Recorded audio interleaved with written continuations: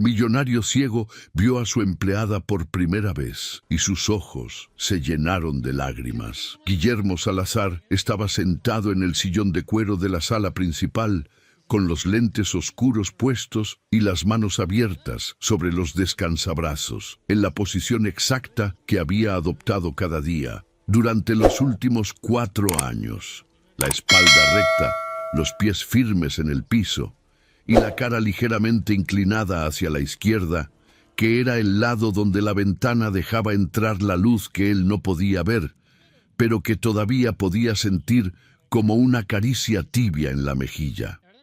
El doctor Huerta estaba de pie frente a él con unas tijeras quirúrgicas en la mano derecha y un rollo de gasa en la izquierda. La venda que cubría los ojos de Guillermo desde hacía 3 semanas, desde la cirugía experimental que le había realizado un especialista de Guadalajara con una técnica que tenía un 40% de éxito y un 60% de nada, estaba a punto de salir. Victoria estaba sentada en el sillón de enfrente con las piernas cruzadas, el vestido beige que se había comprado para la ocasión, el maquillaje impecable como si estuviera posando para una foto que nadie iba a tomar, y una sonrisa que le ocupaba la boca, pero que no le llegaba a los ojos. Tenía el teléfono en la mano izquierda con la cámara lista para grabar el momento en que su esposo abriera los ojos por primera vez en 4 años, porque Victoria había aprendido que los momentos que no se publican no existen. Y junto a la puerta de la sala, de 1900, pie, en silencio con las manos juntas sobre el delantal, como si estuviera rezando sin mover los labios, estaba Elena Morales, la mujer que durante 3 años había sido la voz que le decía a Guillermo cada mañana cómo estaba el clima antes de que él pusiera un pie fuera de la cama. Hoy está nublado, señor, pero no va a llover. Hoy amaneció con sol, pero va a refrescar en la tarde. Hoy huele a tierra mojada porque llovió en la noche. La mujer que le describía los colores del atardecer desde la terraza, mientras él cerraba los ojos que ya no servían, e intentaba pintar con la imaginación lo que ella le pintaba con la voz. La mujer cuyas manos él conocía mejor que las de cualquier otra persona en el mundo, porque esas manos le servían el café todas las mañanas, le acomodaban el bastón junto a la puerta, le ponían el plato en la mesa, con el tenedor siempre a la derecha, y el cuchillo siempre a la izquierda para que él pudiera encontrarlos sin pedir ayuda. Manos que él había memorizado por tacto durante 3 años, como se memoriza un mapa de un territorio que uno recorre a diario. La forma de los dedos, la textura áspera de las palmas, la temperatura siempre tibia y el olor. El olor a jabón de lavanda que la acompañaba a todas partes como una firma invisible que le decía a Guillermo, antes de que ella hablara, que Elena estaba cerca. El doctor Huerta cortó la venda. La gasa fue cayendo en espirales sobre el regazo de Guillermo como la piel de una fruta que alguien pela despacio. Debajo, los párpados estaban cerrados, hinchados por las semanas de vendaje, con una línea rojiza donde la cinta médica le había dejado marca. «Señor Salazar», dijo el doctor con la voz calmada de alguien que ha hecho esto antes, pero que sabe que cada vez es distinto. «Voy a necesitar que abra los ojos despacio. Lo que va a ver al principio son formas borrosas, manchas de luz, contornos sin detalle. Es normal. La claridad va a ir llegando en las próximas horas y días. No se esfuerce por enfocar. Deje que los ojos trabajen a su ritmo». Guillermo asintió sin decir nada. Puso las manos sobre las rodillas. Apretó los dedos contra la tela del pantalón y abrió los ojos. Lo primero fue la luz. Una luz blanca, intensa, que le golpeó las pupilas con la fuerza de algo que lleva 4 años acumulándose detrás de una puerta cerrada y que de repente encuentra la salida. Los ojos le ardieron. Le lloraron por reflejo, no por emoción. Ese lagrimeo automático que el cuerpo produce cuando la luz es demasiada y los ojos necesitan protegerse. Parpadeó 3 veces. La luz se fue suavizando. Las manchas blancas empezaron a separarse en zonas de color. formas que no eran formas todavía, sino sugerencias de formas, como si alguien hubiera pintado el mundo con acuarelas y las hubiera dejado mojadas antes de que se secaran. Guillermo giró la cabeza hacia la izquierda, hacia la ventana donde la luz entraba, y vio una mancha rectangular de color claro, que era la ventana, y una mancha verde, detrás que podía ser el jardín. Giró la cabeza hacia la derecha. Una forma beige y oscura que era Victoria en su sillón, con un rectángulo brillante en la mano que era el teléfono. Pero Guillermo no se detuvo en Victoria.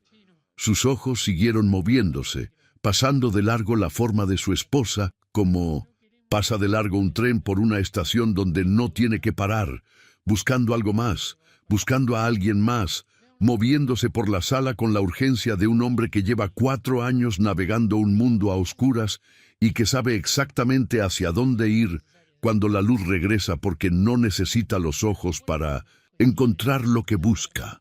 Necesita los oídos, y los oídos de Guillermo llevaban 3 años calibrados hacia un solo punto de la sala, la puerta, el lugar donde Elena se paraba todos los días, en silencio, esperando por si él necesitaba algo, sin hacer ruido, sin llamar la atención, tan invisible como el aire que respiraba, pero tan necesaria como él. Los ojos de Guillermo llegaron a la puerta, y la vieron. La forma se fue definiendo despacio, como una fotografía que se revela en un cuarto oscuro. Primero el contorno, una silueta delgada, más pequeña de lo que Guillermo se la imaginaba, porque la voz de Elena tenía un peso y una firmeza que hacían pensar en alguien más grande. Después, los colores, el azul desteñido del uniforme, el blanco del delantal, el negro del pelo recogido, y después, cuando los ojos terminaron de ajustarse y las formas dejaron de ser acuarelas mojadas y se convirtieron en líneas definidas con bordes y texturas y detalles, Guillermo vio las manos que él conocía de memoria por el tacto, las manos tibias que le servían el café y le acomodaban el bastón. Ahora tenía forma y color frente a sus ojos por primera vez, y lo que vio le encogió algo adentro del pecho como si alguien le hubiera puesto la mano alrededor del corazón y hubiera apretado. Las manos de Elena estaban agrietadas, rojas, con la piel partida en las coyunturas de los dedos como tierra seca que lleva meses sin lluvia, las uñas cortas, sin pintar, con bordes disparejos de quien se las corta con tijeras de cocina. Y entre los nudillos, manchas oscuras de productos de limpieza que se habían metido en las grietas de la piel como tinta que no se puede borrar. Guillermo subió la mirada. Los zapatos negros de plástico con las suelas gastadas hasta lo transparente y una abertura en el costado izquierdo, donde la costura se había reventado, y alguien, probablemente Elena misma, la había pegado con pegamento que ya se estaba despegando otra vez. El uniforme, azul oscuro, pero no el azul parejo de una tela nueva, sino un azul desigual, de una tela que ha sido lavada cientos de veces y que tiene remiendos en 3 partes. Uno en el codo derecho, otro en la cintura y otro en el bolsillo del pecho, cada uno cosido con hilo de diferente color porque Elena usaba el hilo que tuviera a mano. Y la muñeca izquierda. Guillermo la vio y algo se le detuvo adentro, del cuerpo como un reloj que se para de golpe. Una cicatriz, gruesa, irregular de unos 5 centímetros, con los bordes levantados como si la piel hubiera intentado cerrarse sola sin ayuda de puntos. Una cicatriz que Elena nunca le mencionó en 3 años de describirle el mundo con la voz. Que nunca apareció en sus manos cuando le servía el café, que existía en silencio, como todo lo que Elena cargaba, en silencio, sin quejarse, sin que nadie la viera. Los ojos de Guillermo se llenaron de lágrimas, no del lagrimeo reflejo de la luz, de lágrimas reales, gruesas, calientes, que le subieron desde un lugar que no era los ojos, sino el centro del pecho, Desde ese lugar donde se acumula todo lo que uno no vio durante años porque no podía y todo lo que no quiso ver porque era más fácil no ver. Victoria se inclinó hacia adelante con el teléfono levantado. «Mi amor, ¿puedes verme? ¿Me ves?» Guillermo no respondió. Seguía mirando a Elena, y Elena lo miraba a él desde la puerta con los ojos abiertos y las manos juntas sobre el delantal, sin moverse, sin hablar, con la expresión de alguien que no sabe por qué el hombre que acaba de recuperar la vista está mirándola a ella, en lugar de mirar a su esposa, a sus hijos, a la casa, al jardín, a cualquiera de las cosas que uno esperaría que un ciego quisiera ver primero. Pero Guillermo no estaba mirando cualquier cosa. Estaba mirando la verdad que sus ojos le estaban mostrando por primera vez, que la mujer que él imaginaba, fuerte y entera, la mujer cuya voz le daba la impresión de alguien que tenía todo bajo control, estaba de pie frente a él, rota en pedazos, que nadie se había molestado en arreglar. Y los labios de Victoria se apretaron en una línea fina y blanca, porque Victoria acababa de ver algo que la aterró más que cualquier diagnóstico médico, que su esposo había abierto los ojos después de 4 años de oscuridad, y lo primero que buscó no fue ella. Los días que siguieron a la cirugía fueron como despertar dentro de un cuadro que alguien pintó mientras uno dormía. Guillermo caminaba por la casa despacio, con el bastón todavía en la mano por costumbre, aunque ya no lo necesitaba para todo. Y cada rincón que sus ojos tocaban le mostraba algo que durante 4 años solo había existido en su imaginación. La escalera que subía al segundo piso era más ancha de lo que él creía. El jardín era más verde. Las paredes de la sala eran de un tono crema que Elena le había descrito como color de vainilla y que resultó ser exactamente eso, el color de la vainilla cuando la leche la absorbe. Pero lo que más lo desequilibraba no eran las cosas nuevas que veía. Eran las cosas que siempre estuvieron ahí y que ahora, con los ojos abiertos, se revelaban como lo que realmente eran. Elena llegaba a las 5 de la mañana. Guillermo lo descubrió el tercer día después de la cirugía porque se despertó a las 4:50 con la garganta seca y bajó a la cocina por un vaso de agua. La cocina estaba a oscuras, pero la puerta de servicio estaba entreabierta y por la rendija entraba una línea de luz del pasillo de atrás que se cortaba con una sombra que se movía despacio. Guillermo se asomó. Elena estaba en el pasillo de servicio cambiándose los zapatos. Se quitaba unos tenis viejos con los que caminaba desde su casa y se ponía los zapatos negros de plástico que usaba para trabajar, los mismos zapatos rotos que Guillermo había visto el día de la cirugía y que ahora, a las 5 de la mañana, bajo la luz amarilla del foco del pasillo, se veían todavía peor. La suela del derecho estaba despegada en la punta y se abría como una boca en cada vez que Elena daba un paso. A las 11 de la noche de ese mismo día, Guillermo bajó otra vez. La casa estaba en silencio. Victoria se había acostado a las 9 después de ver una serie en la tableta con la mascarilla facial puesta. Los gemelos dormían desde las 8, pero en la cocina, con la luz del foco encendida y el delantal todavía puesto, Elena estaba trapeando el piso con un movimiento mecánico de alguien que ha trapeado ese mismo piso tantas veces que el cuerpo lo hace solo mientras la mente está en otro lado. 18 horas. De las 5 de la mañana a las 11 de la noche. 18 horas dentro de esa casa, 7 días a la semana, sin un día libre que Guillermo pudiera recordar que alguien le hubiera mencionado, porque nadie se lo mencionó, porque durante 4 años Guillermo escuchaba a Elena llegar y escuchaba a Elena irse, pero los sonidos no tienen horario visible. Los sonidos no te dicen que la persona que te sirve el desayuno a las 7 ya llevaba 2 horas trabajando antes de que tú te despertaras. Guillermo empezó a observar, no como espiaba, como alguien que abre los ojos por primera vez y necesita ver todo lo que se perdió.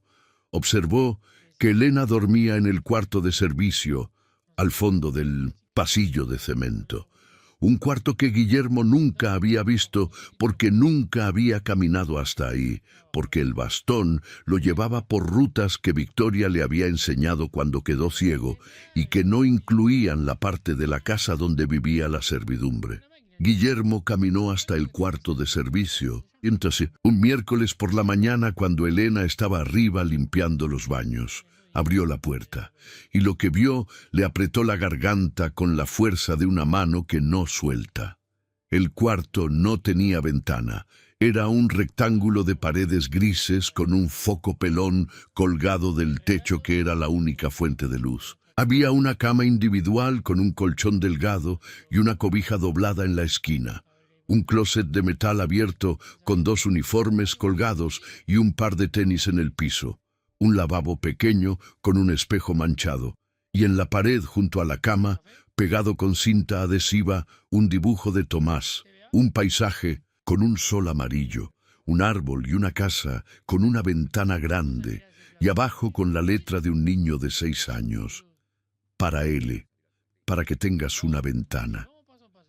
Guillermo se quedó parado en la puerta de ese cuarto mirando el dibujo durante un tiempo que no midió. Después miró el pasillo. A 10 metros de distancia, al otro lado de la casa, estaba el cuarto de huéspedes. Guillermo lo conocía porque ahí dormían los invitados que Victoria recibía 2 o 3 veces al año. Caminó hasta él y abrió la puerta. El cuarto de huéspedes tenía una cama matrimonial con edredón blanco, un baño completo con regadera y tina, un closet de madera y una ventana grande que daba al jardín donde las bugambilias trepaban por la barda. Estaba vacío. Llevaba meses vacío, tal vez años, y a 10 metros de ese cuarto vacío con ventana y edredón y baño completo, Elena dormía en un rectángulo sin ventana con un colchón delgado y un dibujo de ventana hecho por un niño de 6 años que entendía lo que los adultos de esa casa se negaban a ver. Guillermo cerró la puerta del cuarto de huéspedes y caminó a la cocina. Se sentó en la mesa y esperó a que Elena bajara. Cuando ella entró con el balde de limpieza en la mano y el trapo en el hombro, se detuvo al verlo sentado ahí. No estaba acostumbrada a que él estuviera en la cocina a esa hora. Elena, ¿cuánto te pagamos? La pregunta le salió directa, porque Guillermo era un hombre que preguntaba las cosas como las pensaba, sin rodeos, sin suavizar, con la misma voz que usaba para negociar contratos en el grupo textil. Elena dejó el balde en el piso. 4.200 pesos al mes, señor. Guillermo procesó la cifra en silencio. 4.200 pesos. La costura de un solo traje de los que él usaba antes de quedar ciego costaba más que eso. Las flores que Victoria compraba cada lunes para la mesa del comedor costaban 1.500 pesos. La membresía mensual del club que Victoria seguía pagando, aunque ninguno de los dos iba desde hacía 4 años, costaba 12.000. Y Elena, que trabajaba 18 horas al día, 7 días a la semana, que cocinaba, limpiaba, lavaba, planchaba, cuidaba a los gemelos y le servía a él como cuidadora personal, ganaba 4.200 pesos al mes. ¿Tienes día libre? No, señor. La señora dice que no se puede porque alguien tiene que estar con los niños y con usted. Guillermo se pasó la mano por la cara. Estaba descubriendo que la casa donde vivía era un lugar muy diferente del que él conocía, con los oídos, porque los oídos le decían que todo funcionaba, que Victoria manejaba la casa, que Elena estaba bien, que los niños estaban contentos, pero los ojos le contaban otra historia. Los ojos le contaban que a las 7 de cada mañana, cuando Tomás y Pablo se despertaban, los dos salían corriendo de su cuarto y bajaban las escaleras a toda velocidad, con los pies descalzos, golpeando el mármol, y que el lugar al que corrían no era la recámara de Victoria, sino la cocina, donde Elena ya tenía listo el desayuno y lo recibía con un buenos días, mis niños, que les salía natural como la respiración. Tomás llegaba primero porque se despertaba antes. Entraba a la cocina con el cuaderno de dibujos debajo del brazo, se sentaba en la silla junto a Elena y le mostraba lo que había dibujado la noche anterior con la seriedad de un artista presentando su obra maestra. Mira, Ele, este es un dragón que vive en un volcán. Los ojos de Tomás buscaban la reacción de Elena antes que la de nadie, porque Elena era la persona que siempre miraba sus dibujos con la atención que merecían, que le hacía preguntas sobre los colores y las formas y los personajes, que le decía, «Está muy bonito, Tomás», con una voz que no era de compromiso, sino de verdad, y que guardaba los mejores en la puerta del refrigerador con imanes que ella misma había comprado. Pablo llegaba 2 minutos después, despeinado, con la pijama torcida y la energía de un cohete que alguien encendió antes de tiempo. Se subía al banco de la cocina, abrazaba a Elena por la cintura y le preguntaba qué iba a desayunar con la urgencia de alguien que necesita saber que la comida existe antes de poder empezar el día. Victoria bajaba a las 9, a veces a las 10. Se servía un café de la cafetera automática, revisaba el teléfono durante 20 minutos y subía a arreglarse. No les preguntaba a los gemelos si habían desayunado. No los peinaba, no les revisaba la mochila. Todo eso lo hacía Elena, todo, desde los calcetines puestos del lado correcto hasta el lunch empacado con la servilleta doblada en triángulo que Pablo exigía, porque Elena se lo hacía así desde que tenía 4 años, y cambiar la forma de la servilleta era cambiar el orden del universo. Guillermo observaba todo esto desde la mesa de la cocina con los ojos que todavía le dolían por la luz y que todavía no enfocaban del todo, pero que veían lo suficiente como para entender que la mujer que estaba de pie en esa cocina haciendo el trabajo de 4 personas era mucho más que una empleada. Era el eje sobre el que giraba toda la casa, y nadie le pagaba lo que merecía, nadie le daba un cuarto digno. Nadie le había preguntado nunca si necesitaba un día libre. Un jueves por la noche, después de que los gemelos se acostaron, Guillermo encontró a Elena en la cocina, lavando los últimos platos del día. La miró trabajar durante 1 minuto desde la puerta, observando las manos que conocía de memoria por el tacto y que ahora veía por primera vez moverse en el agua jabonosa con un ritmo que era más cansancio que eficiencia. Elena, mande, señor, la cicatriz de tu muñeca. ¿Cómo te la hiciste? Elena cerró la llave del agua. Se secó las manos en el delantal con ese gesto que hacía antes de hablar de cosas importantes, como si necesitara tener las manos secas para enfrentar lo que venía. Se cortó con un vidrio, señor. Hace 1 año, una ventana del 2.º piso se rompió con la tormenta y la señora me pidió que la limpiara. Estaba lloviendo fuerte y el vidrio estaba resbaloso. Se me fue un pedazo y me cortó la muñeca.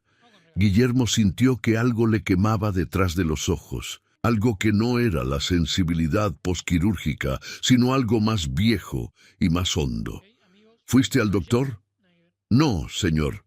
Le pedí a la señora que me dejara ir y me dijo que no había presupuesto para accidentes de empleadas. Me puse un trapo con alcohol y lo apreté hasta que paró de sangrar. Después me lo amarré, con una venda que encontré en el botiquín y seguí trabajando. Guillermo se quedó callado. Miró la cicatriz en la muñeca de Elena, esa línea gruesa y levantada, que era el resultado de una herida que necesitaba puntos y que se cerró sola porque nadie se molestó en llevarla a un doctor. Y recordó algo que le dolió más que la cicatriz misma, que durante ese año él estaba sentado en ese mismo sillón de cuero a 10 metros de la cocina, escuchando la voz de Elena describir el clima de la mañana, sin notar que esa voz venía de alguien que estaba herida. Porque los ciegos no ven las cicatrices, pero Los que pueden ver y eligen no mirar son peores que los ciegos. Y Victoria podía ver. Guillermo esperó hasta el viernes para hablar con Victoria.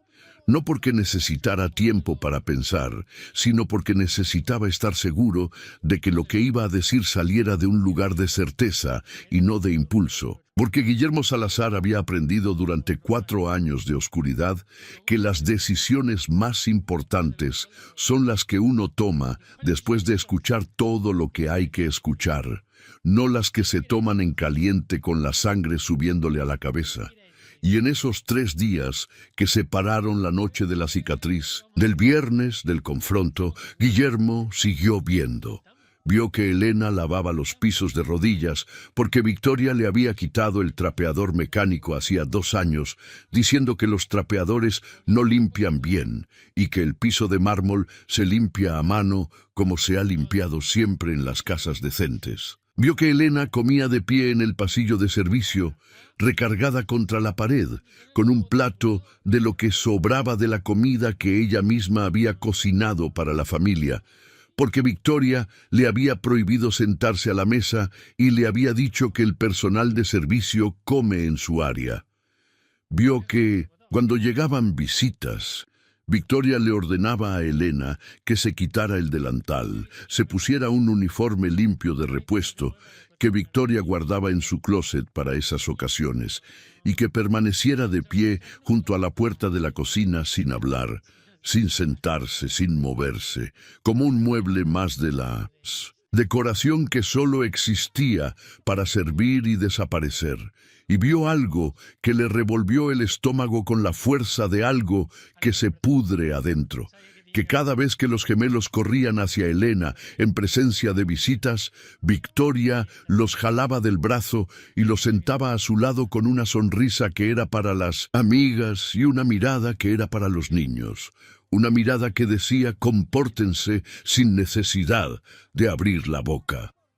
El viernes a las 9 de la noche, después de que Elena acostó a los gemelos y se fue a su cuarto sin ventana, Guillermo entró a la recámara principal, donde Victoria estaba sentada en la cama, con la tableta en las piernas y la mascarilla facial puesta, el mismo ritual de todas las noches que él nunca había visto, pero que ahora se le aparecía como una imagen que resumía todo lo que estaba mal.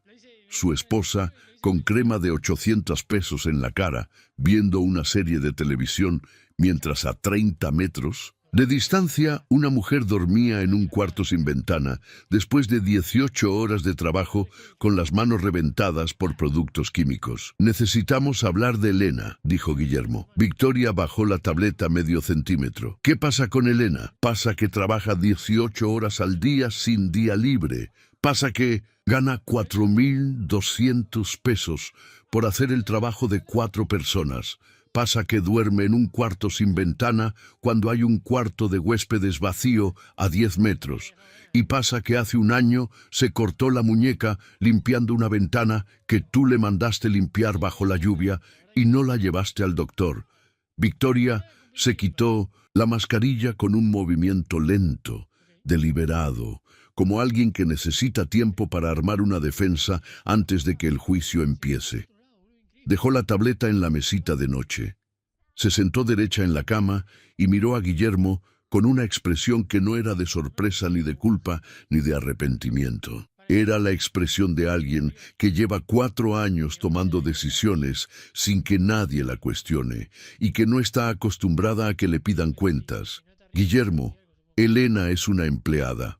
No es una invitada, no es un miembro de la familia. Es una persona que trabaja aquí y que se le paga por trabajar. ¿Le pago poco? Quizás. ¿Trabaja muchas horas? Quizás. Pero así funciona esto. Así funciona en todas las casas que conozco. Eso no hace que esté bien, Victoria». Victoria se levantó de la cama, caminó hasta el tocador y empezó a limpiarse la mascarilla con una toallita húmeda, mirándose en el espejo como si la conversación que estaba teniendo con su esposo fuera un trámite que había que despachar antes de seguir con la rutina. «Tú no veías, Guillermo». La frase salió suave, pero afilada. como un cuchillo que alguien desliza sobre una mesa en lugar de clavarlo. Tú no veías, así que yo decidía. Decidía cómo se manejaba la casa, cuánto se le pagaba al personal, qué cuarto le tocaba a quién, qué se compraba y qué no. Porque alguien tenía que decidir. Y ese alguien fui yo durante 4 años, mientras tú estabas sentado en ese sillón sin poder ver ni la pared de enfrente. Guillermo no respondió de inmediato. La frase le entró por los oídos y le bajó hasta el pecho, con el peso de algo que es verdad y mentira al mismo tiempo. Era verdad que él no veía, pero era mentira que eso justificara lo que Victoria había hecho con ese poder que nadie le dio y que ella se tomó como si fuera un derecho. Entonces le hizo la pregunta que llevaba 3 días armando en su cabeza. ¿Por qué le quitaste el cuarto con ventana? El movimiento de la toallita sobre la cara de Victoria se detuvo. 1 segundo, menos de 1 segundo, pero lo suficiente para que Guillermo, que había pasado 4 años leyendo personas por los sonidos que hacían cuando mentían, registrara la pausa como lo que era, un cálculo, porque ese cuarto no lo necesitaba nadie, Guillermo. Y el cuarto de huéspedes que está a 10 metros y que lleva años vacío, es el cuarto de huéspedes, Guillermo. Es para los huéspedes, no para la muchacha. Guillermo se sentó en, la orilla de la cama. La orilla más lejana a Victoria, como si necesitara distancia para lo que venía. El doctor Huerta me dijo que necesitaba hacerme estudios de seguimiento cada mes. Me dijo que Elena era la persona que lo llamaba cada semana para preguntar por mi evolución. Me dijo que Elena le pedía por teléfono las indicaciones de la dieta que yo tenía que seguir y que ella la preparaba sin que nadie se lo pidiera.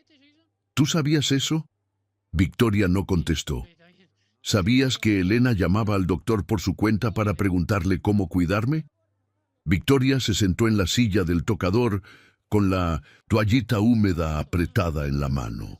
Y cuando habló, la voz le salió diferente. No la voz controlada de la mujer que manejaba la casa con la eficiencia de un gerente de hotel. Una voz más baja, más estrecha, con algo adentro que se parecía al resentimiento que lleva años fermentándose en un frasco. Cerrado. ¿Quieres saber por qué le quité el cuarto? ¿Quieres saber por qué le bajé el sueldo? ¿Quieres saber por qué no la llevé al doctor? Guillermo la miró. Porque tus hijos la quieren más que a mí. La frase salió de Victoria como un hueso que alguien se saca de la garganta después de años de tenerlo atorado. Porque Tomás le muestra sus dibujos a ella antes que a mí. Porque Pablo no se duerme si ella no le canta. Porque cuando los gemelos se caen, no corren hacia mí, corren hacia la cocina, corren hacia una mujer que les pago 4,200 pesos al mes para que limpie mi casa. Y esa mujer les da lo que yo no sé cómo darles.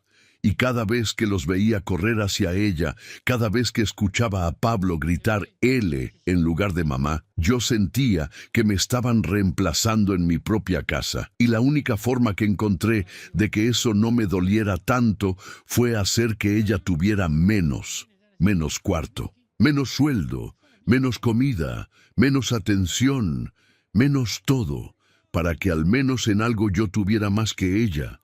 La sala de la recámara se quedó en un silencio que pesaba como plomo mojado. Guillermo miró a su esposa, y lo que vio no fue la mujer fría que negó un doctor. Fue algo más complicado. Fue una mujer de 35 años que no sabía ser madre, y que en lugar de aprender, castigó a la persona que sí sabía. Victoria se limpió los ojos con el dorso de la mano, un gesto rápido, casi violento, como si las lágrimas fueran una debilidad que no se podía permitir ni siquiera en la privacidad de su propia recámara. Y si cambias algo, Guillermo, dijo con la voz recompuesta y los ojos secos, si le subes el sueldo, o le cambias el cuarto, o la tratas como si fuera alguien importante, yo me voy de esta casa y me llevo a los niños. Porque un juez me va a dar la custodia a mí, no a un hombre que acaba de salir de una cirugía de ojos y que no puede garantizar que puede cuidar a 2 niños de 6 años solo. Guillermo no respondió. No porque no tuviera respuesta, sino porque la respuesta que tenía no era de palabras, era de acciones. y las acciones iban a empezar mañana. En la cocina, Elena estaba parada junto a la estufa con las manos juntas sobre el delantal y los ojos fijos en la puerta que daba al pasillo, escuchando las voces que bajaban del segundo piso, amortiguadas por las paredes, pero lo suficientemente claras como para que ella entendiera que estaban hablando de ella, que su nombre estaba rebotando entre esas paredes como una pelota que dos personas se lanzan para ver quién se queda con ella. Tomás apareció en la puerta de la cocina descalzo, con la pijama de dinosaurios y el cuaderno de dibujos apretado contra el pecho. No dijo nada.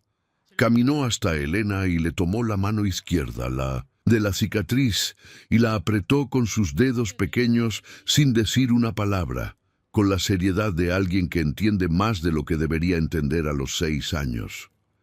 Pablo apareció detrás de su hermano 30 segundos después, despeinado, con los ojos hinchados de sueño y la cara arrugada de alguien que se despertó con un ruido que no le gustó. ¿Por qué gritan? ¡Ele! Elena se arrodilló para quedar a la altura de los dos y les puso una mano en la mejilla a cada uno con esas manos agrietadas que el mármol y el cloro le habían destrozado durante 3 años, pero que todavía eran capaces de tocar la cara de un niño con la suavidad de algo que no se aprende, sino que se nace sabiendo. No pasa nada, mis niños. ¿Quieren un chocolate caliente? Pablo asintió con la urgencia de alguien que sabe que el chocolate caliente arregla cualquier cosa. Sebastián no soltó la mano de Elena. Elena se levantó, caminó hasta la estufa, sacó la olla pequeña que usaba siempre para el chocolate, puso la leche a calentar y le agregó canela y una tablilla de chocolate de mesa que partió con las manos porque el cuchillo estaba en el cajón del otro lado de la cocina y no quería soltar la mano de Tomás, que seguía agarrada a la suya. Las manos le temblaban mientras revolvía la leche con la cuchara de madera, no por el frío, por todo lo que acababa de escuchar a través de las paredes y que confirmaba algo que ella sospechaba desde hacía mucho tiempo, pero que nunca se había atrevido a decir en voz alta, que su presencia en esa casa molestaba a la señora, que cada abrazo de los gemelos era una amenaza para Victoria, y que todo lo que le habían quitado durante 3 años no era por presupuesto ni por política de la casa, ni por ninguna de las razones que Victoria le había dado. Era por celos. Y los celos de una patrona son lo más peligroso que puede enfrentar una empleada, porque no tienen lógica, no tienen solución y no tienen límite. Guillermo no esperó al lunes. Actuó el sábado a las 7 de la mañana, antes de que Victoria se despertara, antes de que el café de la cafetera automática empezara a sonar, antes de que los gemelos bajaran las escaleras con los pies descalzos, golpeando el mármol camino a la cocina, donde Elena ya estaba preparando el desayuno, como lo hacía todos los días desde hacía 3 años a las 5 de la mañana, sin que nadie se lo agradeciera. Bajó a la cocina y encontró a Elena frente a la estufa, revolviendo los frijoles de olla que preparaba cada sábado, porque los gemelos los preferían con tortillas calientes y un pedazo de queso fresco que ella compraba con su propio dinero en el mercado de Atemajac, porque el queso del supermercado no sabía igual y a Pablo le gustaba el que se desmoronaba entre los dedos. «Elena», dijo Guillermo desde la puerta, «necesito que venga conmigo». Elena lo miró con la confusión de alguien a quien le piden algo que no estaba en el guión del día. Dejó la cuchara sobre la olla, se limpió las manos en el delantal con ese gesto suyo que ya era tan parte de ella como la trenza y el olor a lavanda, y lo siguió por el pasillo hasta el cuarto de huéspedes del segundo piso. Guillermo abrió la puerta.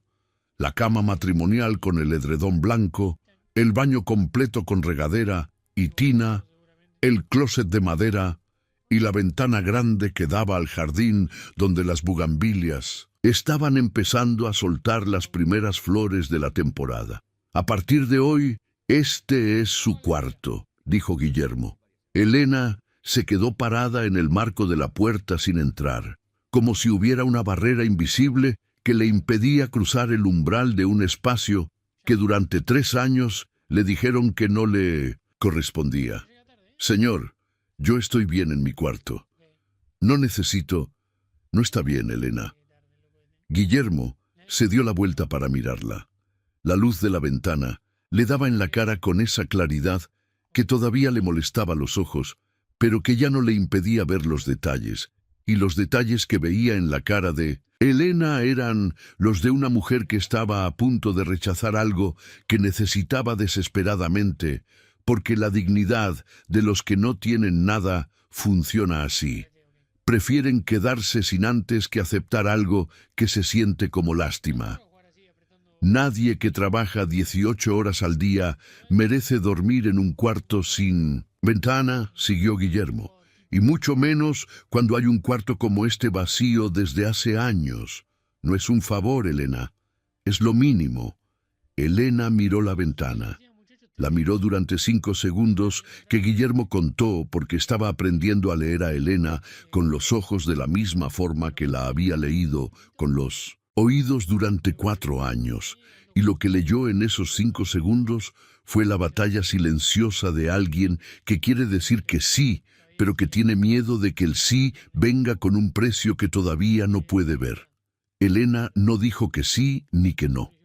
Solo asintió una vez con la cabeza, despacio, y cruzó el umbral de la puerta con un paso corto, como quien prueba el hielo de un lago antes de meterse.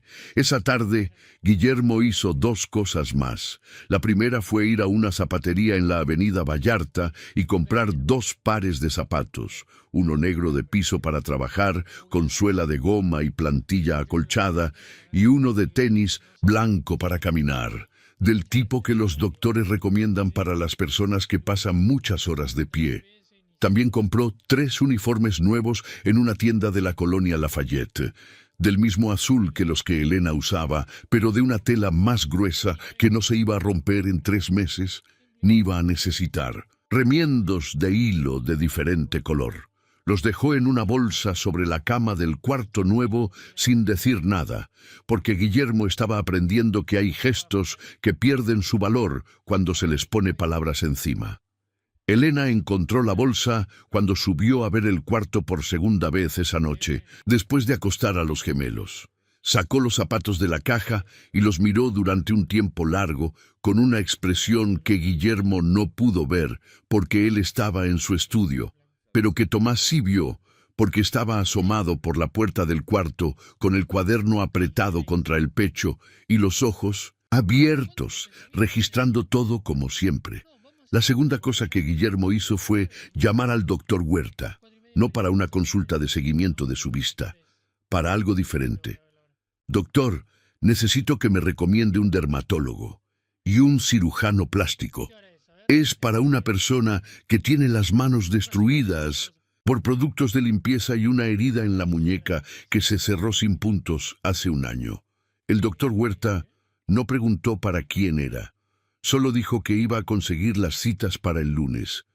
El lunes, a las 10 de la mañana, Guillermo y Elena salieron de la mansión en el coche que Guillermo todavía no manejaba, porque su vista no estaba al 100 y porque no tenía licencia actualizada.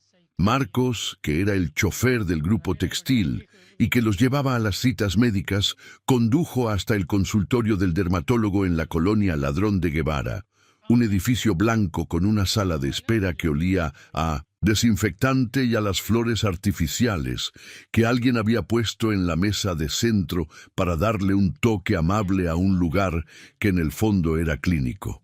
El dermatólogo revisó las manos de Elena durante 15 minutos. Las examinó con una lupa que le amplificaba las grietas de la piel hasta que parecían cañones de un mapa topográfico. Le hizo preguntas que Elena respondió con la brevedad de alguien que no está acostumbrada a que un doctor se interese en sus manos. ¿Cuánto tiempo llevas usando productos de limpieza sin guantes? 3 años, doctor. ¿Todos los días? Todos los días. ¿Te dieron guantes en algún momento? No, nunca. El dermatólogo miró a Guillermo por encima de las gafas con la expresión de alguien que ha visto muchas manos de empleadas domésticas y que sabe exactamente cómo llegaron a ese estado. Señor Salazar, la señorita tiene dermatitis de contacto crónica. La piel de las manos está dañada por exposición prolongada a cloro, desengrasantes y ácidos de limpieza sin protección. Con tratamiento, crema especializada y guantes obligatorios para cualquier trabajo con químicos, las manos pueden mejorar significativamente en 3 a 6 meses. Pero el daño no es solo superficial, tiene fisuras profundas en las yemas de los dedos que le deben causar dolor cada vez que toca algo caliente o frío. ¿Tiene dolor, señorita? Elena miró sus manos sobre la mesa del consultorio. Las manos que servían el café caliente todas las mañanas sin quejarse. Las manos que lavaban los platos con agua fría por la noche sin decir nada. Las manos que tocaban la frente de los gemelos cuando tenían fiebre para ver si estaban calientes, y que Guillermo ahora entendía por qué a veces temblaban al hacerlo. No era por emoción, era por dolor. Sí, doctor, me duelen, pero ya me acostumbré. Guillermo cerró los ojos cuando escuchó esas 3 últimas palabras. Ya me acostumbré. La frase más triste que un ser humano puede decir sobre su propio dolor. No que quiere que se detenga, no que necesita ayuda, sino que ya se acostumbró a que duela, como si el dolor fuera una condición permanente de la vida y no algo que alguien debería haber detenido hace 3 años poniéndole un par de guantes. Después fueron al cirujano plástico. El cirujano examinó la cicatriz de la muñeca con la lámpara del consultorio y movió la cabeza despacio de un lado a otro. Este corte necesitaba 8 puntos. 8. Señor, la herida se cerró por segunda intención, es decir, se cerró sola, sin ayuda. El resultado es una cicatriz queloidea que probablemente le causa molestia cuando mueve la muñeca y que va a ser permanente, aunque podemos mejorar su apariencia con un procedimiento ambulatorio. Elena escuchó el diagnóstico con la misma cara con la que escuchaba todo. Recta, sin drama, sin lástima por sí misma. Cuando salieron del consultorio, Guillermo le abrió la puerta del coche y Elena se detuvo antes de subirse. Señor, le agradezco todo esto, pero necesito que me lo descuente de mi sueldo. Yo no acepto regalos. No quiero que nadie piense que estoy aprovechándome de su situación. Guillermo la miró de pie junto a la puerta del coche, con los zapatos nuevos que todavía no se moldeaban a sus pies, y el uniforme nuevo que todavía olía a tienda, y las manos vendadas con la gasa que el dermatólogo le había puesto y que iban a estar así durante semanas, mientras la crema hacía efecto. Y le dijo algo que le salió no de la cabeza de empresario, ni del orgullo de hombre acostumbrado a mandar, sino de un lugar más hondo, del lugar donde uno guarda las verdades que solo se dicen una vez, porque repetirlas les quitaría fuerza. Elena, durante 3 años, usted fue mis ojos. Me describió los colores que yo no podía ver. Me dijo cómo estaba el clima cada mañana para que yo pudiera vestirme sin pedirle ayuda a nadie. Me puso el bastón junto a la puerta para que yo pudiera salir sin sentirme inútil. Me preparó la comida que el doctor le indicó por teléfono sin que yo supiera que usted era la que llamaba. Usted fue mis ojos, Elena. Déjeme ahora ser los suyos. Elena lo miró, y algo le cambió en la cara que era tan sutil que si Guillermo todavía estuviera ciego, no lo habría percibido, pero que ahora, con los ojos abiertos y la luz de la tarde de Guadalajara cayendo sobre la banqueta de la colonia Ladrón de Guevara, vio con una claridad que le apretó la garganta. Elena estaba llorando, sin ruido, sin sollozo, sin ninguno de los signos que el cuerpo normalmente produce cuando llora. Solo las lágrimas, cayéndole por las mejillas como agua que se sale de un vaso que alguien llenó demasiado y que ya no puede contener lo que tiene adentro. Nadie me había dicho eso en mi vida, señor. Guillermo no contestó. Solo le abrió la puerta del coche y esperó a que ella subiera, porque hay momentos en que la mejor respuesta es no decir nada y dejar que el silencio sostenga lo que las palabras no pueden cargar. Esa noche, los gemelos vieron a Elena con los zapatos nuevos. Pablo fue el primero en notarlos. Soltó la cuchara de la sopa, se bajó de la silla y caminó hasta Elena para mirarlos de cerca con la fascinación de un niño que acaba de descubrir que su persona favorita tiene algo diferente y que eso diferente le gusta. «Ele, te ves bonita». Elena se rió. Una risa corta, suave, que le salió sin permiso y que Guillermo escuchó desde la mesa con una sensación nueva en el pecho que no era tristeza ni culpa ni vergüenza, sino algo más liviano, algo que se parecía al principio de haber hecho algo bien, después de mucho tiempo de no hacer nada. Tomás no dijo nada. Tomás nunca decía nada cuando estaba observando. Se sentó en su silla después de cenar, abrió el cuaderno que siempre tenía debajo del brazo y dibujó a Elena con zapatos de colores. Zapatos rojos, amarillos, azules y verdes, como si un solo color no fuera suficiente para celebrar que la mujer que lo cuidaba finalmente tenía algo nuevo que no estaba roto. Victoria hizo la llamada el martes por la mañana. Guillermo estaba en el Bildungszentrum, estudio del primer piso, revisando los reportes del grupo textil que Marcos le había impreso en letra grande para que sus ojos, que todavía no enfocaban los textos pequeños, pudieran leerlos sin esfuerzo. La voz de Victoria le llegó desde la recámara del segundo piso a través del pasillo abierto, amortiguada por la distancia, pero lo suficientemente clara como para que Guillermo entendiera cada palabra, porque los oídos de un hombre que fue ciego durante 4 años no se desafinan solo porque los ojos volvieron a funcionar. Licenciado Barrera, soy Victoria de la Garza. Necesito iniciar un proceso de custodia. Quiero la custodia completa de mis 2 hijos. Sí, menores de edad, gemelos de 6 años. Mi esposo acaba de salir de una cirugía de ojos y no está en condiciones de cuidarlos. Sí, tengo pruebas. Claro que tengo pruebas. Guillermo dejó el reporte sobre el escritorio.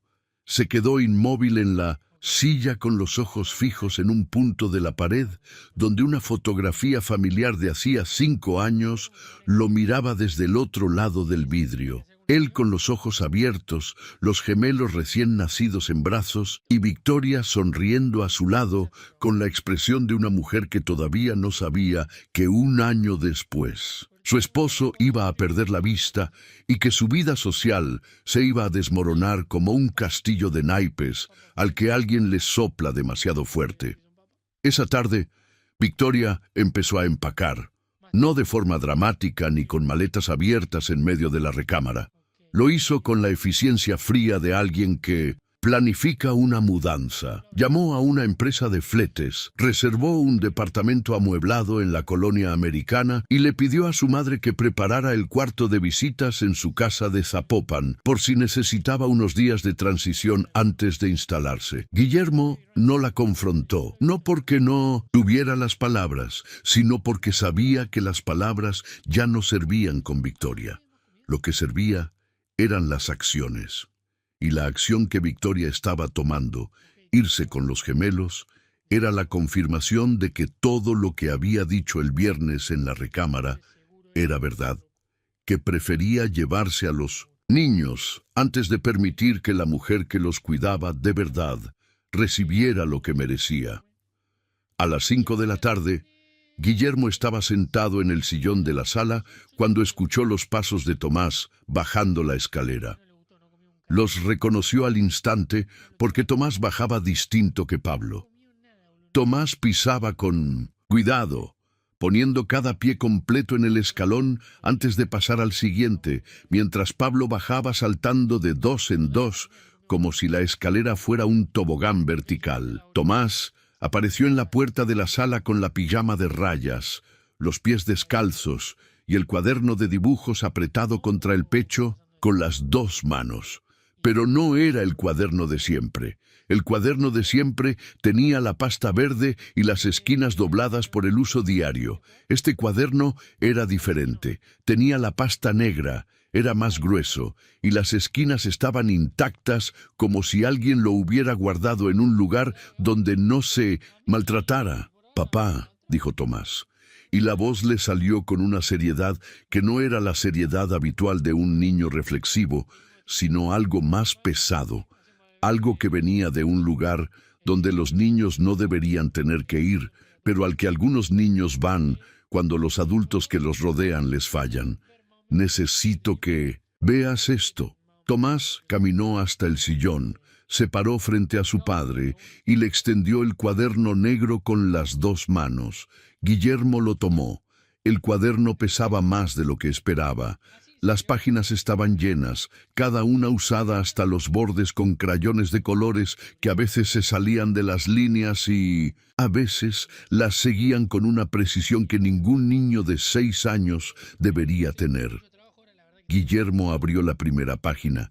La fecha decía hace 3 años, escrita con la letra de alguien que apenas estaba aprendiendo a formar números. Y debajo de la fecha, un dibujo. Una figura alta con uniforme azul estaba de pie junto a una cama donde una figura pequeña con la boca abierta lloraba. La figura de azul tenía los brazos estirados cargando a la figura pequeña y al lado de la cama había un rectángulo rojo que era un termómetro. En la esquina inferior, con letras irregulares, Tomás había escrito: «Él le cuida a Pablo cuando tiene fiebre. Mamá dijo que no lo cargara porque le iba a pegar lo que tenía». Guillermo pasó la página. El segundo dibujo mostraba una habitación oscura. No tenía ventanas.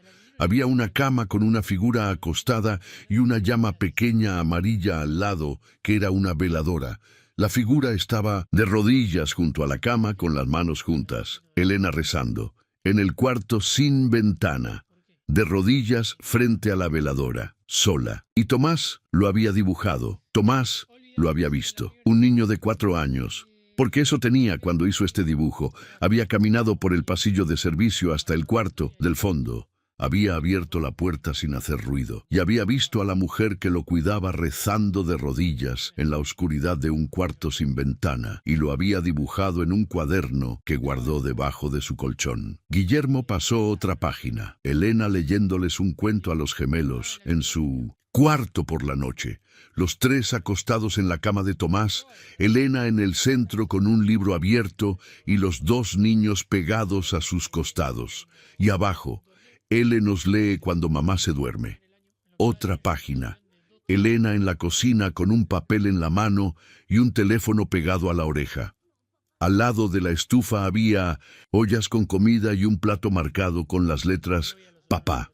La nota de Tomás decía: «Ele habla con el doctor para saber qué cocinarle a papá». Elena llamando al doctor Huerta por teléfono para preguntar qué dieta necesitaba Guillermo. Y después preparando la comida con esas instrucciones sin que nadie se lo pidiera, sin decirle a nadie, sin cobrar un peso extra. Guillermo pasó más páginas. Elena limpiando los zapatos de los gemelos a las 5 de la mañana antes de que nadie despertara. Elena cosiendo el uniforme de Pablo que se había roto en el recreo. Elena poniendo las manos de Tomás sobre un dibujo y guiándole los dedos para que aprendiera a colorear sin salirse de las líneas. Elena sentada en el piso del pasillo, esperando a que los gemelos se durmieran para poder ir a su cuarto y descansar. Cada dibujo era un testimonio, cada página era una declaración jurada hecha con crayones por un niño que vio todo lo que su padre no podía ver y que lo guardó en un cuaderno negro debajo de su colchón, como se guardan las cosas que uno sabe que son importantes, aunque no pueda explicar por qué. Y entonces Guillermo llegó al último dibujo con fecha y se detuvo. El dibujo ocupaba la página entera. No tenía márgenes blancos ni espacios sin usar. Cada centímetro estaba cubierto de color con la intensidad de alguien que necesitaba que esta imagen se viera más que todas las demás. Era una ventana, una ventana grande dibujada desde adentro de la casa. Detrás del vidrio, líneas azules diagonales que eran la lluvia. Y al otro lado del vidrio, afuera, bajo la lluvia, una figura con uniforme azul estaba de pie sobre algo que parecía una escalera, con un trapo en la mano, limpiando el vidrio. La figura tenía las manos rojas, el pelo pegado a la cara por el agua, y la boca cerrada en una línea recta, que no era sonrisa ni tristeza, sino la expresión de alguien que hace lo que le mandaron hacer, aunque le duela, aunque sea peligroso, aunque esté lloviendo. Del lado de adentro del vidrio, sentada en un sillón, había otra figura. Esta figura tenía el pelo largo, un vestido amarillo, y en las manos una taza de la que salían líneas onduladas, que era el vapor de un café caliente. La figura de adentro miraba a la figura de afuera a través del vidrio, y no hacía nada, solo miraba, con una taza de café, desde adentro, mientras la otra estaba afuera, bajo la lluvia, con las manos rojas, limpiando la ventana que se iba a romper y que le iba a dejar una cicatriz en la muñeca que nadie iba a llevar al doctor. La nota de Tomás, debajo del dibujo, era la más larga de todo el cuaderno. Decía: este día llovía muy fuerte y mamá le dijo a L que limpiara la ventana de arriba. L le dijo que estaba lloviendo mucho y mamá le dijo que no importaba.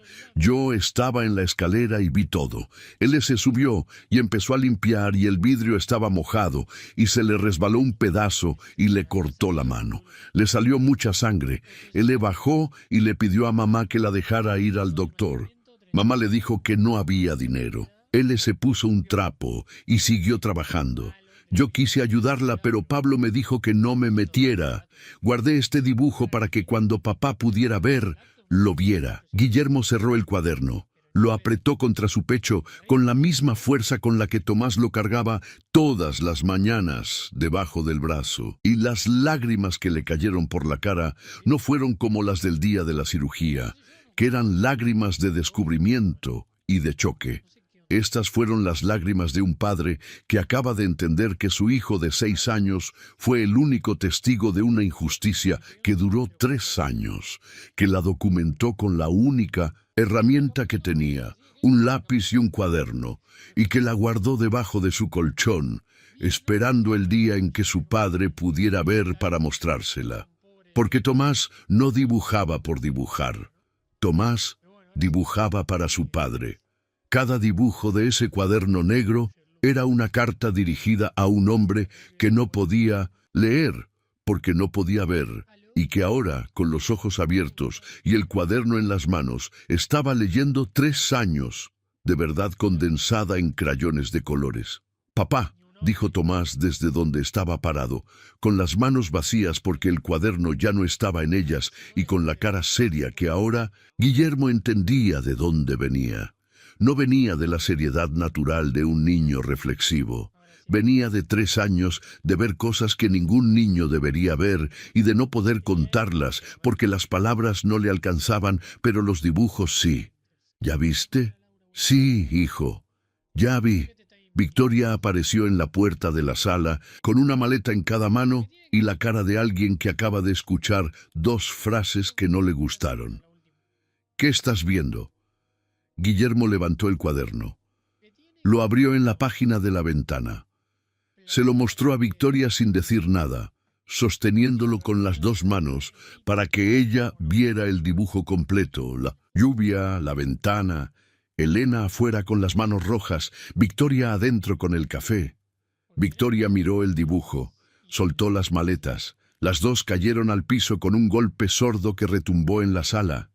Y por primera vez en toda la conversación, en toda la semana, en todo el mes, Victoria no tuvo respuesta. Porque se puede discutir con palabras, se puede argumentar contra acusaciones, se puede negar una versión de los hechos, pero no se puede negar un dibujo hecho por tu propio hijo de 6 años, que estaba sentado en la escalera mirando cómo su madre mandaba a la empleada a limpiar una ventana bajo la lluvia mientras ella tomaba café adentro. No se puede negar la verdad cuando la verdad está dibujada con crayones. Victoria se fue el miércoles por la mañana, no con las maletas que había soltado en la sala la noche anterior frente al dibujo de su hijo, sino con maletas nuevas que mandó comprar por internet a las 6 de la mañana con entrega express.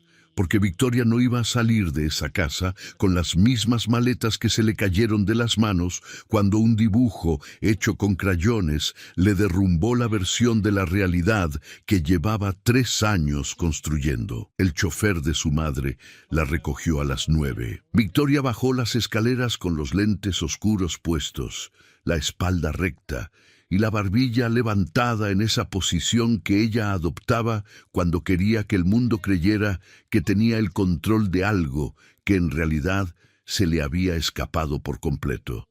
No se despidió de los gemelos, no porque no quisiera, sino porque no supo cómo. Porque despedirse de 2 niños de 6 años que te miran desde la escalera sin llorar, sin gritar, sin pedirte que te quedes, con la calma terrible de quienes ya se acostumbraron a que la gente que debería quedarse se vaya, es algo para lo que ninguna mujer está preparada, ni siquiera una mujer que pasó 4 años delegando el cuidado de esos niños a otra persona. Victoria se detuvo en la puerta. Giró la cabeza 1 centímetro hacia la escalera donde Tomás y Pablo estaban sentados uno al lado del otro en el tercer escalón. Tomás la miraba con esos ojos serios que ahora Victoria sabía que lo veían todo.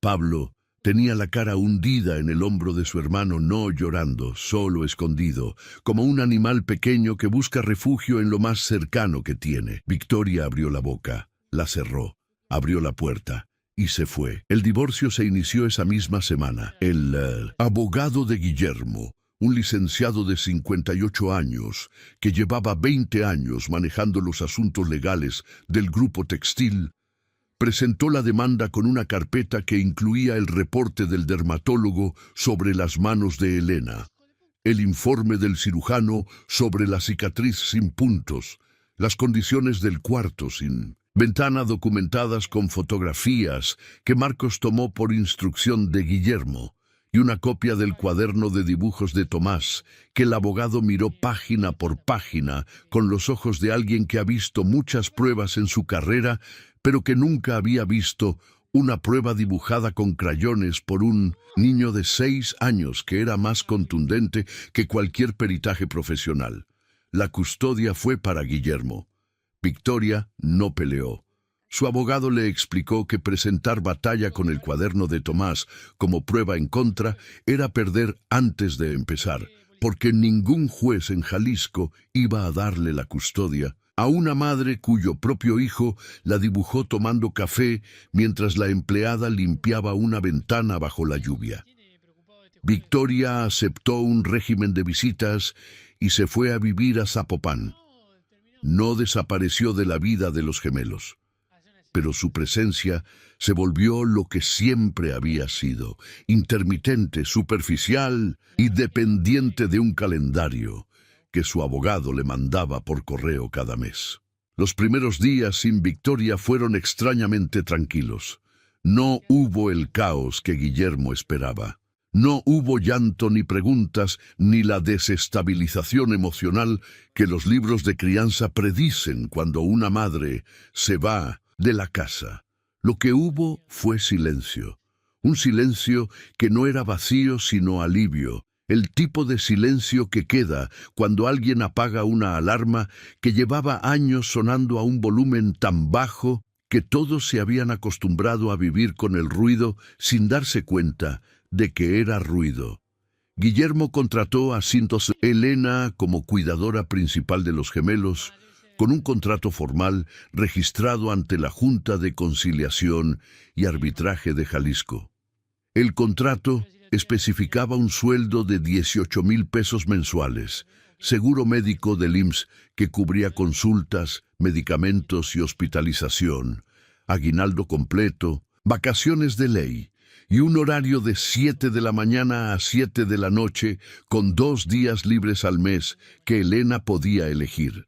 Elena leyó el contrato 3 veces sentada en la mesa de la cocina con los lentes de lectura que el dermatólogo le había recomendado, porque la luz del cuarto sin ventana le había afectado. La vista de cerca después de 3 años de leer con un foco pelón como única fuente de iluminación.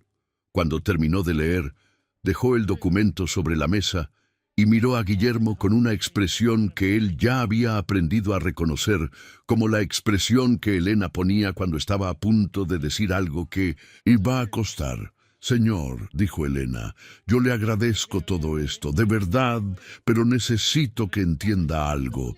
La última persona que me ofreció algo bueno en esta casa fue la misma que después me lo quitó pedazo por pedazo. El cuarto con ventana me lo dieron cuando llegué y me lo quitaron a los 6 meses. Los guantes que me compró el primer mes desaparecieron y nunca los reemplazaron. El horario que me dijeron cuando me contrataron no se pareció nunca al horario real.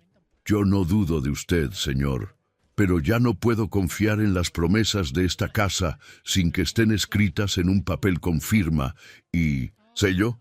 Guillermo asintió. «Todo está en el contrato, Elena, firmado, sellado y registrado. Si alguien lo incumple, incluido yo, usted tiene derecho legal a reclamar». Elena lo miró durante 3 segundos más. Después tomó la pluma que Guillermo había dejado junto al documento, buscó la línea de firma al final de la última página y firmó con la letra pequeña y apretada que Guillermo ya conocía de los recibos del sobre amarillo y de las notas del seguimiento de Sebastián.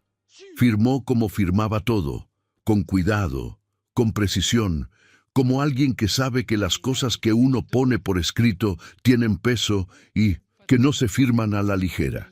Las manos de Elena empezaron a mejorar en la 3ª semana de tratamiento. El dermatólogo le recetó una crema con corticoides que Guillermo compró en la farmacia del hospital y que Elena se aplicaba todas las noches antes de dormir, cubriéndose las manos con guantes de algodón que el doctor le indicó para que la crema penetrara durante la noche. Los guantes de algodón reemplazaron a los guantes de trabajo que ahora usaba obligatoriamente cada vez que tocaba un producto de limpieza. Guantes de hule grueso que Guillermo había comprado en paquetes de 10 y que estaban apilados debajo del fregadero de la cocina para que Elena nunca tuviera que trabajar sin ellos. Las grietas de los dedos empezaron a cerrarse. El rojo de las palmas fue bajando de tono semana a semana, como si la piel estuviera recordando el color que tenía antes de que el cloro y los desengrasantes la destruyeran. Y una mañana, 5 semanas después del inicio del tratamiento, Elena se miró las manos en el espejo del baño de su cuarto nuevo, el cuarto de huéspedes con ventana que ahora era su cuarto, y vio algo que no veía desde hacía 3 años. Sus propias manos sin dolor. Se las abrió y se las cerró varias veces despacio, como alguien que prueba un mecanismo que estuvo roto y que ahora funciona. Y sonrió. No para nadie, para ella misma, para las manos que la habían sostenido cuando el mundo no la sostuvo. Los gemelos se estabilizaron más rápido de lo que Guillermo esperaba. Tomás volvió a dibujar en el cuaderno verde de siempre, el cuaderno de los dibujos diarios que le mostraba a Elena cada mañana en la cocina. Pero los dibujos eran diferentes. Ya no eran registros de injusticias ni testimonios de cosas que no deberían pasar. Eran dibujos de un niño de 6 años que dibuja lo que ve, porque le gusta dibujar. Un perro que vio en el parque, un avión que pasó sobre la casa, un dragón con alas de fuego que vivía en un volcán. Dibujos normales, dibujos de niño. Y para Guillermo, que había visto el cuaderno negro y sabía lo que esos crayones eran capaces de documentar cuando el mundo estaba mal, ver a su hijo dibujar dragones en lugar de injusticias era la señal más clara de que algo estaba sanando. Pablo seguía siendo Pablo, ruidoso, explosivo, incapaz de quedarse quieto más de 4 minutos seguidos. Pero el ruido ya no tenía la filo de antes, esa arista de ansiedad que convertía su energía en algo frenético. Ahora su energía era simplemente eso, energía de un niño de 6 años que tiene las pilas cargadas y que necesita correr, saltar, gritar y abrazar a alguien cada 10 minutos para funcionar. Y el alguien que abrazaba cada 10 minutos seguía siendo Elena. Un jueves, por la tarde, 6 semanas después de la cirugía, Guillermo salió a la terraza de la casa a las 7 de la noche. La terraza daba al poniente, hacia los cerros que rodeaban Guadalajara por el lado de Zapopan. Y a esa hora, el sol se estaba metiendo detrás de las montañas con una explosión de colores que Guillermo no había visto en 4 años. Naranjas, rojos, morados, líneas de nubes que se encendían por los bordes como si alguien las hubiera delineado con un marcador de fuego. Un cielo que parecía pintado por alguien que no sabe cuándo parar de agregar colores. Guillermo se quedó de pie en la terraza mirando el atardecer con los ojos que todavía no enfocaban del todo los bordes finos, pero que veían lo suficiente como para sentir que el mundo era más grande y más hermoso de lo que cualquier descripción podía capturar. Y mientras miraba, escuchó los pasos detrás de él.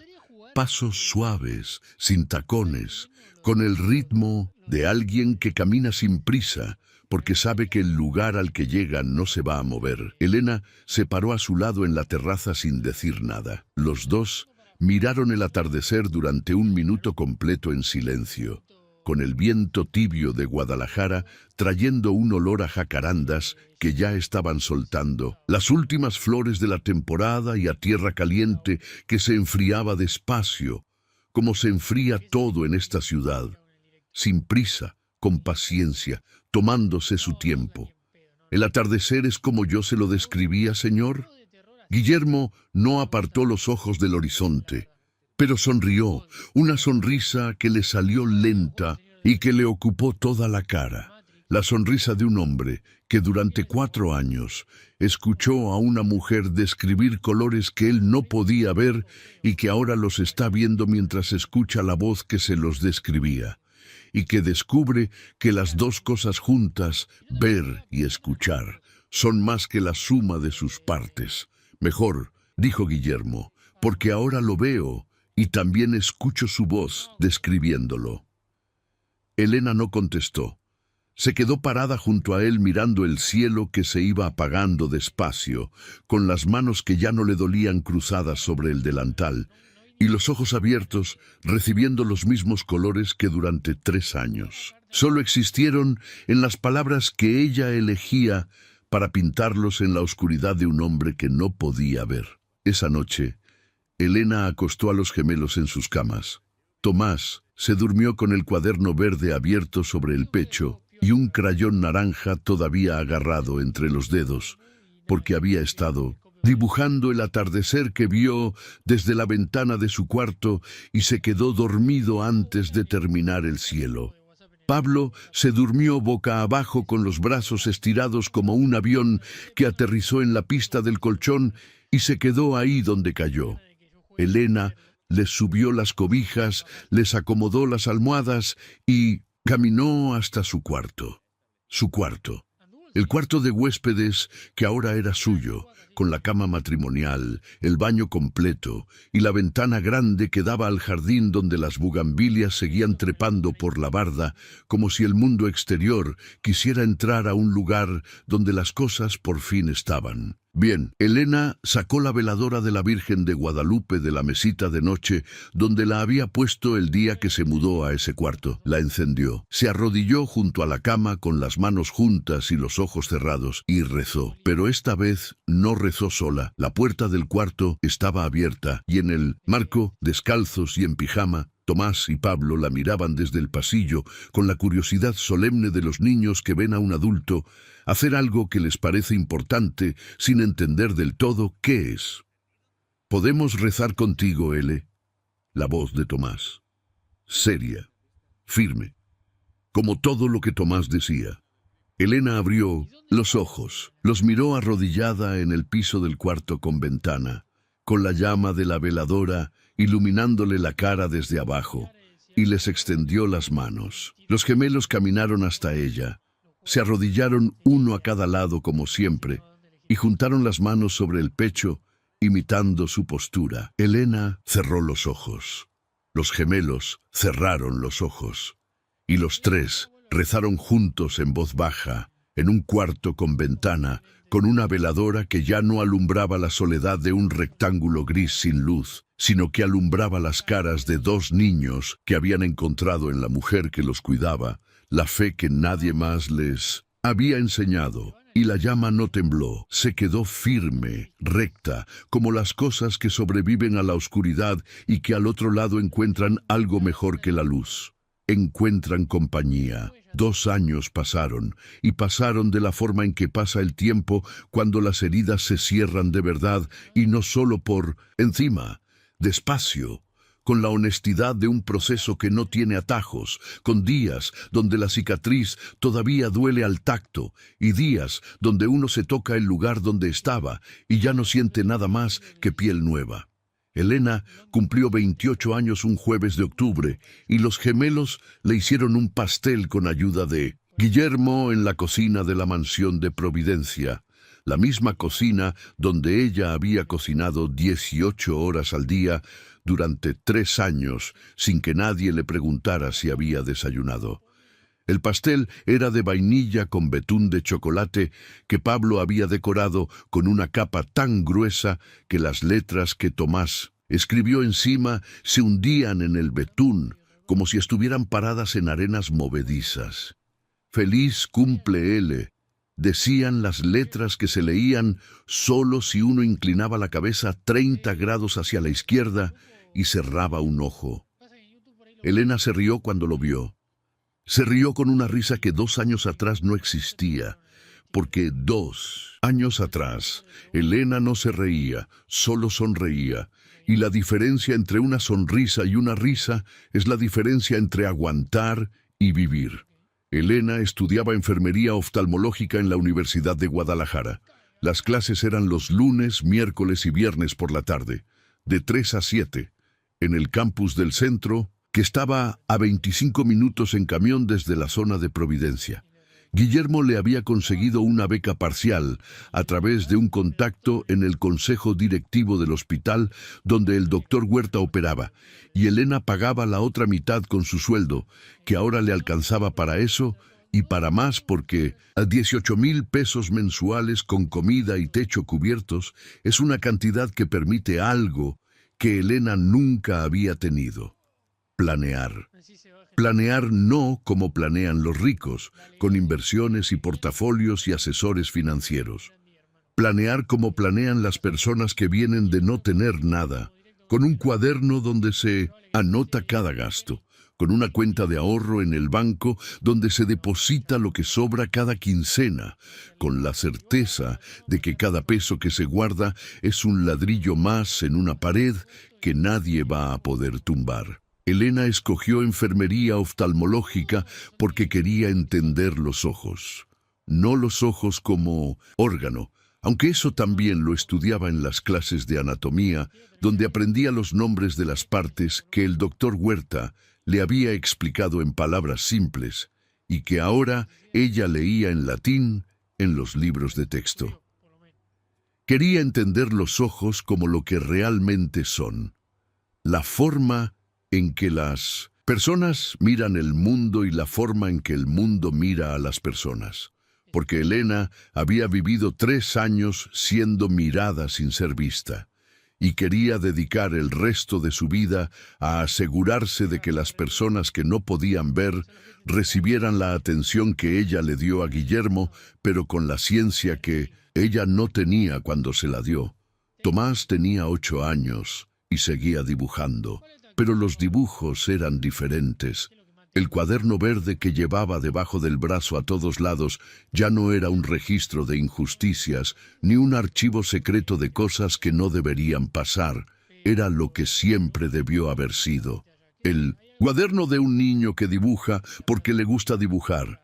Paisajes del jardín, donde las bugambilias se habían extendido tanto que ya cubrían la mitad de la barda. Retratos de Pablo haciendo caras chistosas con la boca llena de comida. Dibujos de Elena con las manos abiertas y sin vendas y sin grietas. Las manos color piel, que Tomás coloreaba con un crayón durazno que había encontrado en una caja nueva de 64 colores, que Guillermo le regaló el día que cumplió 8. Y atardeceres, muchos atardeceres, vistos desde la terraza de la casa, con los naranjas y los rojos y los morados que Tomás capturaba con una habilidad que ya no era solo instinto, sino técnica, porque Elena le había comprado un libro de dibujo para niños que Tomás devoraba cada noche antes de dormir con la intensidad de alguien que encontró el idioma que siempre buscó. Una tarde, la maestra de arte de la escuela llamó a Guillermo para decirle que Tomás tenía un talento excepcional y que debería considerar inscribirlo en clases particulares. Guillermo miró a Tomás, que estaba sentado en la mesa de la cocina dibujando una montaña con un volcán que tenía humo de colores, y le preguntó: ¿Quieres tomar clases de dibujo, hijo? Tomás levantó la vista del volcán con la seriedad de siempre. Solo si él puede ver mis dibujos cuando llegue. Pablo tenía 8 años y quería ser chef. No lo dijo con la vaguedad de un niño que cambia de opinión cada semana entre astronauta y bombero y veterinario. Lo dijo con la convicción de alguien que lleva 2 años experimentando en una cocina y que ya sabe que eso es lo que quiere hacer con su vida. Porque Pablo cocinaba con Elena todos los domingos. Había empezado a los 6, parándose en un banquito de madera junto a la estufa para alcanzar las ollas, con un mandil que Elena le hizo con un pedazo de tela que sobró de un mantel y que le quedaba tan grande que le llegaba a los tobillos. Al principio solo revolvía las cosas, después aprendió a medir los ingredientes, después a picar las verduras con un cuchillo sin filo que Elena le compró para que practicara. Y a los 8 años, Pablo preparaba unos chilaquiles verdes los domingos por la mañana que Guillermo juraba que eran los mejores de Guadalajara. Y Elena le decía que no exagerara, pero se comía 2 platos sin dejar una gota de salsa. El menú de los domingos lo decidía Pablo. Cada sábado por la noche se sentaba en la mesa de la cocina con un cuaderno, no de dibujos como el de su hermano, sino de recetas que él mismo escribía con una caligrafía que empezaba legible y terminaba ilegible, porque Pablo escribía a la misma velocidad a la que hablaba y a la que corría, demasiado rápido para que las letras le siguieran el paso. Y Elena se sentaba a su lado y le ayudaba a descifrar sus propias recetas cuando el domingo llegaba, y Pablo no entendía lo que él mismo había escrito la noche anterior. Guillermo recuperó el 70% de su vista.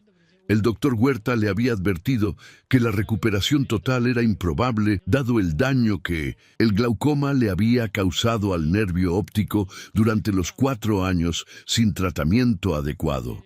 Pero el 70% era suficiente. Era suficiente para manejar su coche otra vez, para leer los contratos del grupo textil sin necesitar letra grande, para ver los dibujos de Tomás con la nitidez que merecían y para ver los chilaquiles de Pablo con los colores que tenían.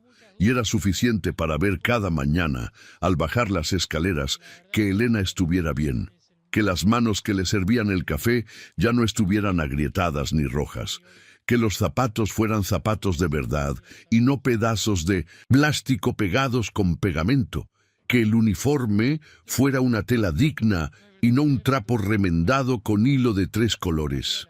Eso era lo primero que Guillermo verificaba cada mañana, no los reportes de las farmacias del grupo textil, no los correos de los proveedores, no la cotización del dólar que afectaba el precio de las telas importadas. Lo primero que verificaba era que Elena estuviera bien, porque ahora que podía ver, no iba a cometer el error de no mirar. 6 meses después de la cirugía, Guillermo fundó Ojos Abiertos. No fue una idea que se le ocurrió en una junta de directivos, ni una estrategia de responsabilidad social que un consultor le presentó en una diapositiva con gráficas bonitas. Fue algo que nació de una noche en la que no podía dormir, y se levantó a caminar por la casa y pasó frente al cuarto de Elena y vio la luz de la veladora filtrándose por debajo de la puerta, y pensó en todas las mujeres que trabajan en casas como la suya, con las manos destrozadas y las muñecas cortadas y los cuerpos rotos por trabajos que nadie ve y que nadie paga lo que valen. Ojos Abiertos era un programa de atención médica gratuita para empleadas domésticas en el estado de Jalisco. Cubría consultas generales, dermatología, oftalmología y una línea legal para reportar abusos laborales. En los primeros 6 meses atendió a 340 mujeres. La más joven tenía 19 años y llevaba 2 trabajando sin contrato. La más vieja tenía 72 y nunca había ido a un dermatólogo en su vida. 187 de las 340 tenían dermatitis en las manos por productos de limpieza sin guantes. 94 tenían problemas de espalda por cargar muebles y trapear de rodillas. Y 23 tenían heridas que nunca fueron tratadas por un médico porque sus patronas les dijeron que no había presupuesto para accidentes de empleadas. 23 mujeres con la misma frase que Victoria le dijo a Elena, como si existiera un manual invisible que las patronas de México se pasan de boca en boca para justificar lo que no tiene justificación. Guillermo colgó el logo de Ojos Abiertos en la pared de la sala de la mansión, en el lugar donde antes estaba un cuadro abstracto que Victoria había comprado en una galería de arte de Tlaquepaque y que nadie en la casa entendía ni miraba. El logo lo había diseñado Tomás, 2 ojos abiertos con manos adentro de las pupilas, dibujados con crayones y después digitalizados por el diseñador gráfico de la empresa que le dijo a Guillermo que el dibujo de su hijo tenía más fuerza que cualquier logo profesional que él pudiera crear. Un viernes en la noche, después de la cena que Pablo había cocinado con la supervisión de Elena y que incluía un arroz rojo que estaba un poco pasado de sal, pero que todos se comieron sin quejarse, porque en esa cocina la comida se valoraba por el esfuerzo y no por la perfección, Guillermo se quedó solo con Elena en la mesa. Los gemelos habían subido a lavarse los dientes con la carrera habitual de quién llega primero al baño, que Pablo siempre ganaba porque tenía las piernas más rápidas, aunque Tomás juraba que hacía trampa. Elena estaba recogiendo los platos con las manos que ya no le dolían, con la piel nueva que le había crecido sobre las grietas, como crece la hierba sobre la tierra después de un incendio, despacio, pero con la certeza de que la vida siempre vuelve donde alguien la cuida. «Elena», dijo Guillermo. Ella lo miró sin soltar el plato, con esa atención suya que le daba a cada persona la sensación de ser la única en el cuarto.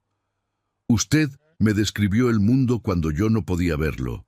Me describió los colores, el clima, las formas de las nubes, la luz de los atardeceres. Me describió todo lo que mis ojos no podían darme.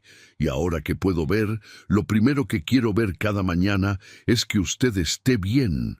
Porque si usted está bien, yo sé que mis hijos están bien.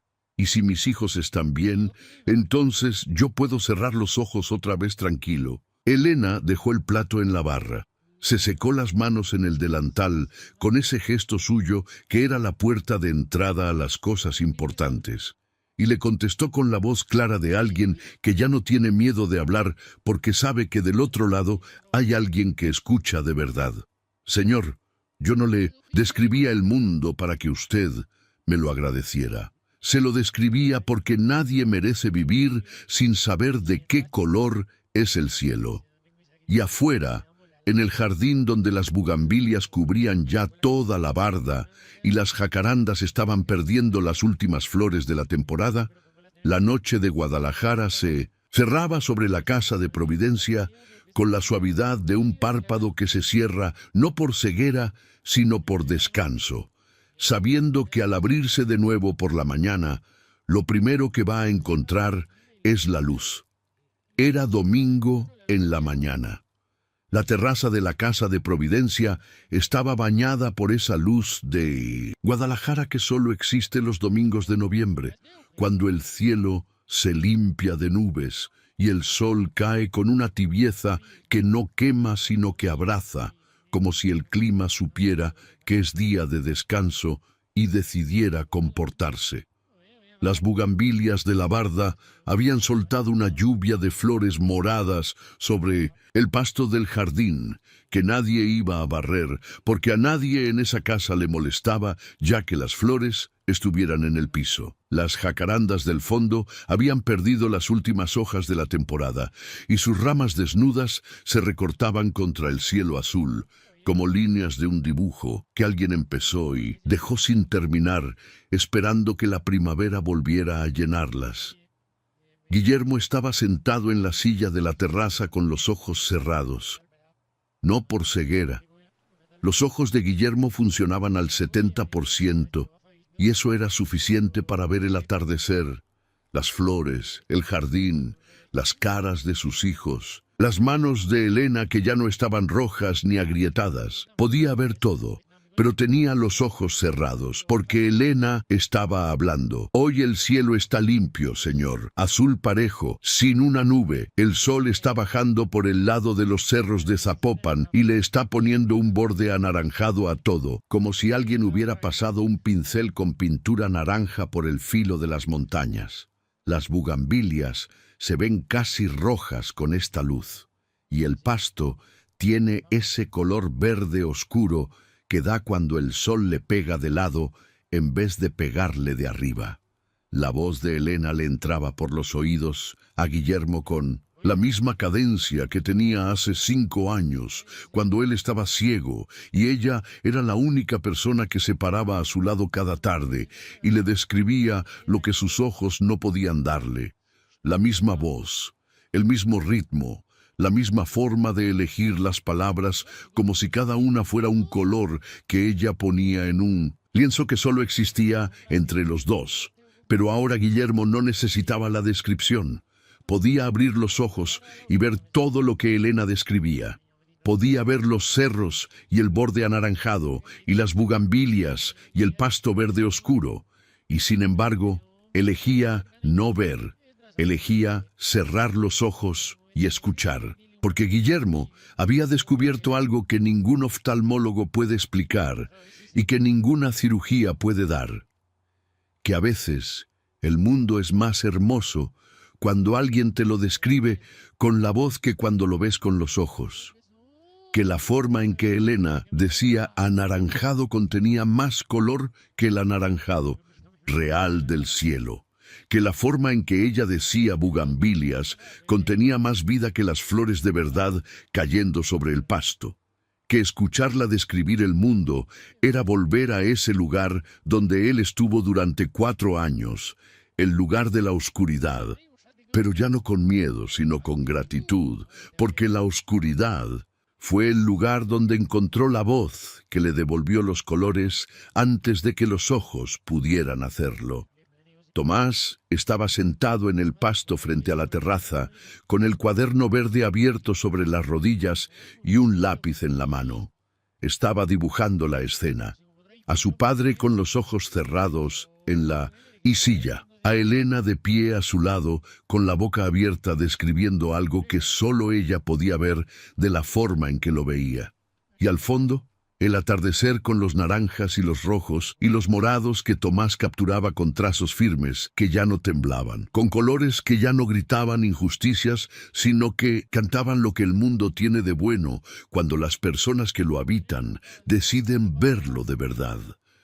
Pablo apareció por la puerta de la terraza con 2 tazas de café de olla en las manos y la lengua de fuera por la concentración de no tirarlos, porque Pablo seguía siendo Pablo y las cosas que cargaba siempre estaban a punto de caerse, pero nunca se caían, como si el universo hubiera decidido que ese niño necesitaba un margen extra de suerte para compensar el margen extra de velocidad con el que vivía. Aquí está el café, L. Lo hice yo, con canela y piloncillo, como me enseñaste. Elena tomó la taza con las manos, que ahora podían sostener cosas calientes sin que le dolieran las yemas, con los dedos que se cerraban alrededor de la cerámica tibia, con una firmeza que 2 años atrás no tenían, porque cada contacto con el calor era una descarga de dolor que ella aguantaba sin quejarse. Ahora no. Había dolor. Solo la tibieza del café y el olor a canela y piloncillo que subía en espirales lentos y se mezclaba con el olor a jacarandas y a pasto recién regado y a jabón de lavanda que seguía siendo la firma invisible de Elena, el olor que Guillermo reconocía antes de que ella hablara y que, ahora con los ojos cerrados, le decía que Elena estaba cerca de la misma forma en que se lo decía cuando él era ciego. Sin necesidad de ver, solo con la certeza del cuerpo que sabe que las personas importantes están donde tienen que estar. Guillermo abrió los ojos, no porque Elena dejara de hablar, sino porque quería ver algo que la voz no podía describir. Quería ver a Elena sosteniendo la taza de café con las manos sanas. Quería ver a Tomás dibujando en el pasto con la paz de un niño que ya no necesita documentar injusticias. Quería ver a Pablo sentado en el escalón de la terraza soplando su propio café con la impaciencia de siempre. Quería ver el atardecer con los ojos y escucharlo con la voz al mismo tiempo. Porque eso es lo que pasa cuando alguien te enseña a ver el mundo de una forma que los ojos solos no pueden. Ya no puedes volver a ver sin escuchar, y no puedes volver a escuchar sin ver. Elena lo miró. ¿Abrió los ojos, señor? Guillermo asintió. ¿Y qué ve? Todo, Elena. Veo todo. Porque a veces uno necesita perder los ojos para aprender a ver de verdad. Necesita caminar a oscuras durante años, tropezando con muebles que no puede ver y confiando en manos que no puede mirar, para entender que la vista no es lo que entra por los ojos, sino lo que uno elige hacer con lo que ve. Y la persona que te guía en la oscuridad, la que te describe los colores cuando no puedes verlos, la que te pone el bastón junto a la puerta para que salgas sin pedir ayuda, la que te cuida las manos aunque las suyas estén rotas. Esa persona merece ser la primera que veas cuando abras los ojos, no por gratitud, sino porque si aprendiste algo en la oscuridad, es que los ojos más importantes no son los que miran, son los que ven.